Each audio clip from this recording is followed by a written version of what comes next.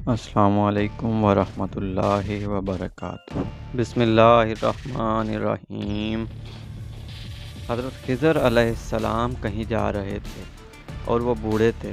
ان کے پاس کسی قسم کا ساز و سامان یا رقم بھی نہیں تھی، بالکل خالی ہاتھ تھے۔ راستے میں انہیں ایک فقیر ملا۔ اس نے خضر علیہ السلام سے کہا کہ مجھے خدا کے نام پر کچھ دے دو۔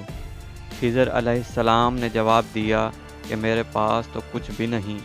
اس فقیر نے دوبارہ کہا کہ مجھے اللہ کے نام پہ کچھ تو دے دو۔ خضر علیہ السلام نے جواب دیا کہ بھائی، میں اسی خدا کا نام لے کر تم سے کہتا ہوں کہ میرے پاس کچھ بھی نہیں ہے، میرے سامنے اتنا عظیم نام نہ لو۔ اس فقیر نے تیسری مرتبہ کہا کہ مجھے اللہ کے نام پر کچھ تو دے دو۔ حضرت خضر علیہ السلام نے جواب دیا کہ تو نے اتنی بڑی ہستی کا نام لے لیا ہے مگر میرے پاس کچھ بھی نہیں ہے۔ تو ایسا کر، میرے گلے میں توق ڈال اور مجھے منڈی میں لے جا کر فروخت کر دے اور میری قیمت اللہ کے نام پہ لے لے، کیونکہ اللہ کا نام سننے کے بعد میں تجھے خالی ہاتھ نہیں لوٹا سکتا۔ اس فقیر کو کیا پتا تھا کہ یہ اللہ کا برگزیدہ نبی ہے، یہ حضرت خضر علیہ السلام ہیں۔ بہرحال اس نے کچھ پوچھے بغیر ان کے گلے میں توق ڈال دیا اور منڈی لے گیا، اور وہاں جا کر اعلان کرنے لگا کہ اس بوڑھے کو خرید کر کون اپنا غلام بنائے گا۔ منڈی کے خریداروں میں ایک بوڑھا بندھا بھی تھا۔ اس نے اپنے دل میں سوچا کہ یہ شخص تو بوڑھا ہے، کام کرنے کے قابل نہیں۔ اگر کسی اور نے اسے خرید لیا تو اس سے خوب کام لینے کی کوشش میں اس پر ظلم کرے گا، لہٰذا اسے میں ہی خرید لیتا ہوں۔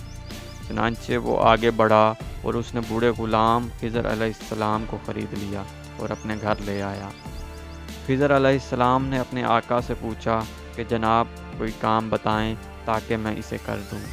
اس نے کہا کہ آرام کرو، کوئی کام نہیں ہے۔ بہت اصرار پر اس نے کہا کہ اس کونے میں جو پتھر پڑے ہیں انہیں اٹھا کر حویلی کے دوسرے کونے میں ڈال دو۔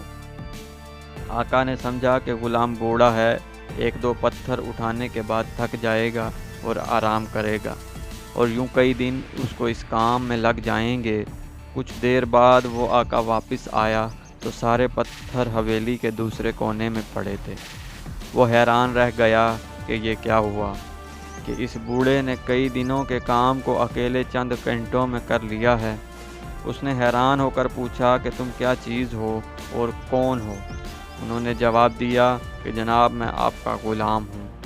کافی دنوں کے بعد اس بوڑھے آقا نے کہا کہ یہ دیوار بہت پرانی اور بوسیدہ ہو چکی ہے، اس کو گرا کر نئی دیوار بنا دو۔